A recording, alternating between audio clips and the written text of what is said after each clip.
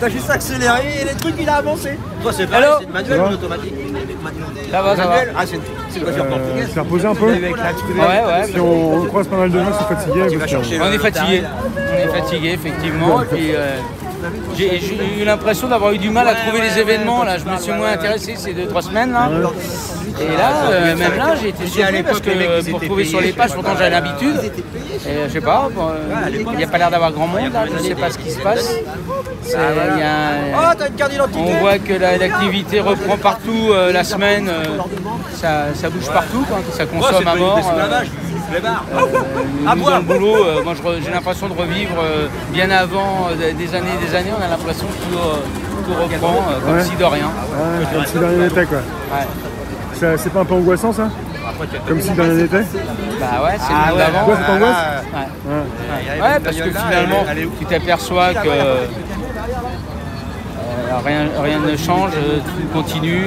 Enfin voilà, bon après c'est peut-être le truc normal, quoi, hein. C'est peut-être nous qui nous faisons des films et qui avons l'impression que tout change, mais finalement les gens ont l'air d'être tous heureux comme ça. Gilles, tes taxis, t'arrives à bosser comme avant? Ouais, même mieux qu'avant là. Enfin alors c'est vrai qu'on a tellement souffert pendant les périodes de confinement, mais même avant.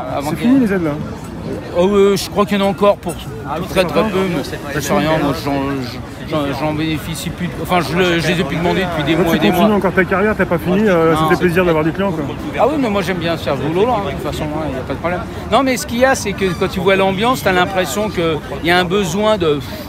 Là je suis retourné à Orly par exemple. On charge encore plus vite qu'avant. Les gens qui voyagent me disent que c'est plein dans les avions, que les aéroports sont assez animés. Orly tourne bien. Ouais. Je suis pas allé à Roissy, mais je pense que ça doit être dans le même principe. Orly c'est bon. Et puis tu as les hommes d'affaires qui reviennent, les familles. Je reprends des gens que j'emmène dans les hôtels. Tu sens qu'il y a ça rebouge quoi. Et d'ailleurs c'est même étrange parce que cette histoire de passe sanitaire avec toutes ces contraintes et en même temps d'un côté tu as l'impression que finalement il se passe pratiquement tout revient normal quoi. C'est assez étrange. C'est étrange d'un côté quand tu te penches sur le truc, tu as l'impression que c'est un gros problème, le pass sanitaire, tout ce qui se passe sur la puis d'un autre côté, tu as des gens tu te dis, ils se sont fait vacciner et autres, et puis ils ont le pass sanitaire, bon maintenant, c'est bon, quoi, on passe à autre chose. Et c'est vrai qu'il y a un besoin de revivre, de rebouger, enfin voilà. On sent bien même dans les discussions, les discussions commencent à s'atténuer au niveau de tout ce qui se passe, quoi. On revient à repenser à...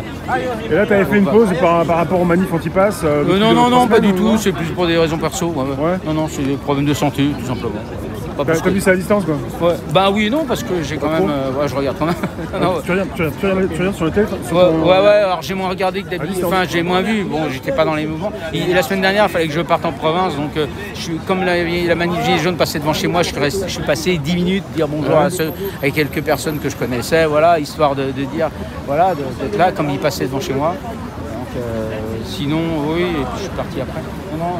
Mais là, c'est vrai que quand tu déconnectes un petit peu, tu as l'impression d'être étranger à nouveau à tout ça. C'est assez étrange, surtout quand tu t'en préoccupes un peu moins. Aux manifestations ? Ouais, et puis même à tout ça, tu écoutes un peu moins les choses. Enfin voilà. Et c'est vrai que reprend le dessus la vie d'avant. C'est incroyable parce que tu te dis, il y a vraiment un tel contraste. Il y a un tel contraste. Je ne sais pas comment exprimer ça, mais voilà. C'est bien d'avoir ta parole parce que tu témoignes de beaucoup de choses, de par ton métier déjà depuis des années et puis pour maintenant aussi. Ouais, bah là, en tout cas, les gens... je te dis, déjà, avec les clients, on ne parle plus de tout ça. Ouais. Plein de gens mettent plus le masque. Ah, mais excusez-moi, j'ai pas le masque. Je m'en fous. Et, voilà. Et donc il y a beaucoup qui oublient de mettre le masque, voilà, c'est comme si maintenant de toute façon ça n'existait plus en fait. Voilà. Et puis voilà, j'ai été obligé d'aller à l'hôpital de la Pitié-Salpêtrière il y a 2-3 semaines. Et quand on me dit que tout est débordé et tout, moi je veux bien. Bah, ils ont moins de personnel peut-être? Non, ils sont pas débordés. Ah, j'ai pas vu de débordement moi où j'étais. Et pourtant c'était dans un service, alors pas Covid, mais c'était voilà quoi, c'était quand même. J'ai trouvé ça même très très serein. Alors par contre, professionnel à mort, c'est des gens vraiment. Ils veulent bien. Ouais. Bah, on a besoin d'eux aussi. Hein. Ouais, non mais ils sont extraordinaires, hein, ça c'est sûr, il n'y a pas de problème. Mais tu vois quand même, selon que tu passes dans les services du plus, on va dire, plus urgent au moins, après plus lambda dans les chambres normales, tu t'aperçois que les moyens descendent. C'est-à-dire que dans un service où les gens sont plus en observation, bah, tu vois déjà les infirmières, les aides-soignants travailler beaucoup plus, ils courent à droite à gauche pour aller chercher ne serait-ce que, je sais pas moi, une boîte de talc ou un truc comme ça, on s'aperçoit qu'il y en a une que pour tout le service. Enfin, c'est des trucs assez bizarres, quoi. Donc, mais sinon, c'est une qualité incroyable. Dans l'urgence principale, ouais, c'est complètement fou, quoi. Bon, alors j'ai évidemment posé quelques questions. Alors évidemment, le SAMU, parce qu'on avait été j'ai été en contact du SAMU, et puis des urgences, enfin des choses très importantes au niveau de l'hôpital. Bah, tu t'aperçois que les médecins, ils sont pour le vaccin, vraiment. Eux, ils voient que des malades, donc évidemment, c'est sûr que le vaccin pour eux c'est primordial. T'as posé des questions ou... Ah ouais. T'intéresse un peu ce qui se passait à l'hôpital Et puis par rapport aux gens qui sont en indisponibilité, il y en a très très peu en fait. Et donc pour toi c'est reparti comme avant, quoi. Ouais. Même chez les soignants, quand on dit qu'il y a beaucoup de soignants dans une grande qui ville sont comme Paris, ça me paraît plus ou moins logique. Ouais. Je sais pas du tout. Évidemment en province, les moyens. Et là tout à l'heure, je suis tombé sur un truc où moi j'ai un lien avec la Nièvre, par exemple. J'ai vu par exemple la ville de Château-Chinon, qui était le fief de Mitterrand quand il était député sénateur. Et il a été maire aussi de cette ville-là. C'est un désert médical. Et les gens, pour avoir un rendez-vous avec un simple généraliste, ils ont 9 mois d'attente. Enfin, c'est un truc, c'est des trucs déments. Et je pense que dans plein de régions comme ça. Alors qu'en région parisienne, enfin en tout cas à Paris et proche banlieue, je pense que ça ne va pas être le cas. Même si on dit que Paris devient un peu plus difficile, moi j'ai jamais ressenti vraiment ça. Alors après en banlieue peut-être qu'en Seine-Saint-Denis, je sais que les médecins désertent un peu aussi parce qu'il y a des difficultés. Mais en province, je ne sais pas comment c'est. En tout cas, à Paris, tu es pris en charge vite. Merci Gilles.